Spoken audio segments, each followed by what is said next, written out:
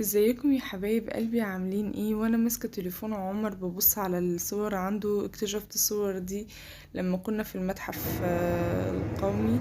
انا نسيت خالص خالص ان عمر خد لنا صور حلوه كده وفيديوهات لما كنا في المتحف انا واميليا. فكنت مبسوطه الصراحه قوي، واميليا كانت مبسوطه قوي، وكانت هي لسه صغننه قوي.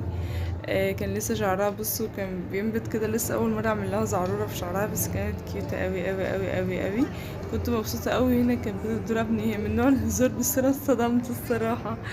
ميليا هنا دايما كانت بتعاكس باباها، بس انا كنت بحاول دايما اشغلها ان هي تكون معايا، بس هي منشده ومنجذبه لعمر اكتر. هنا كنت بحاول اثبتها عشان اخد لها صور. مفيش فايدة خالص.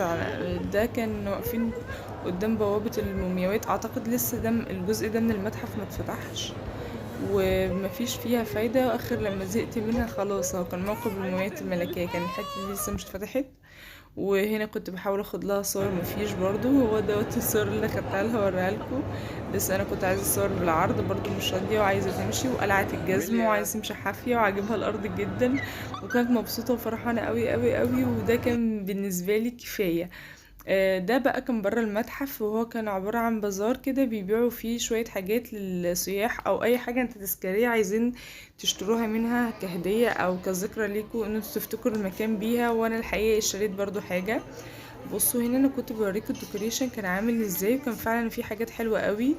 وكانت اماني منجذب الحاجات اللي بتلمع قوي، وفي حاجات ممكن تكون شايفتوها في السوق، وفي حاجات انا كنت اول مرة اشوفها يعني، بس بعد كده انتشرت. زي مثلا الشنط اللي هتيجي بعد كده. بص عجبتني اللوحة دي قوي، وعجبني طرق انواع الشمع والرسومات هناك حلوة قوي، والاطباق دي. الشنط دي ما كنتش شفتها في اي مكان تاني غير فيها، ولما انتشرت جدا بقت في المول بتتباع، وبقت موجودة. وهنا اكتشفت ان في حاجات كتير جدا انت تقدر تشتريها من هناك، وموجودة ومعروضة في السوق برضو.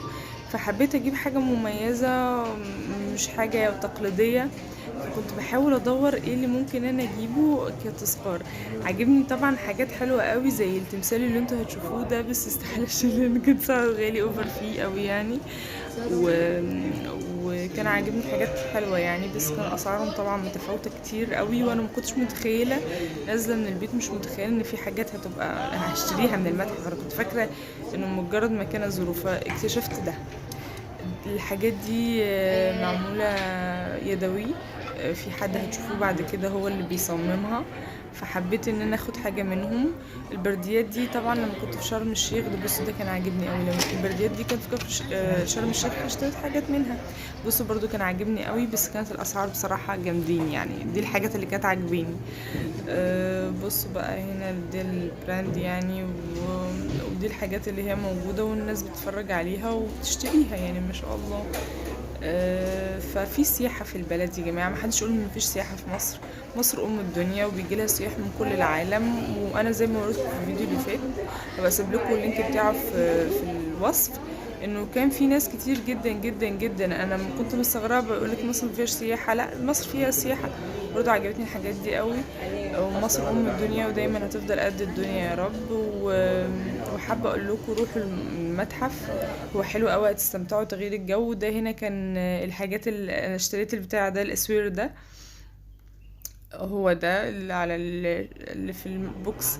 وهنا اوريكم الشخص ده، بصراحة يعني ما شاء الله. انا مش عارفة الناس دي هل في نحاتين تاني بينحتوا يعني، ولا بدأوا يتقرضوا، ولا في ناس لسه ماسكة المهارة دي، او بيسموها الصنعة دي.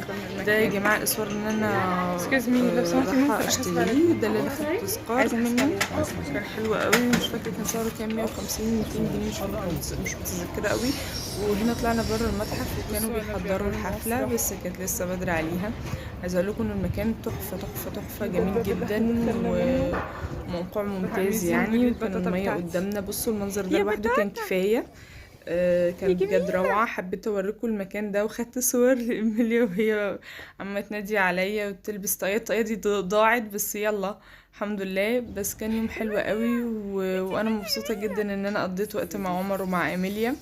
ورحنا المتحف، واتمنى ان شاء الله لما تكبر ان احنا نرجع نعيد التجربة دي تاني، بس وهي كبيرة بقى مدركة الرحلة بالظبط. بس حبيت برضو اوثقها بحيث ان هي تشوفها لما تكبر، وتشوفوها انتوا كمان معانا وتعرفوا قد ايه حلوة، واكون عضو فعال برضو و...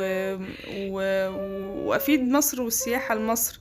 يعني كانوا اهل جوزي جايين من السعودية ونزلوا المتحف واحنا رحنا معاهم، فبصراحة كان يوم جميل جدا. اتمنى ان انتوا تجربوه وتقولوا لنا ايه رأيكم في الكومنتات، وما تنسوش تعملوا لنا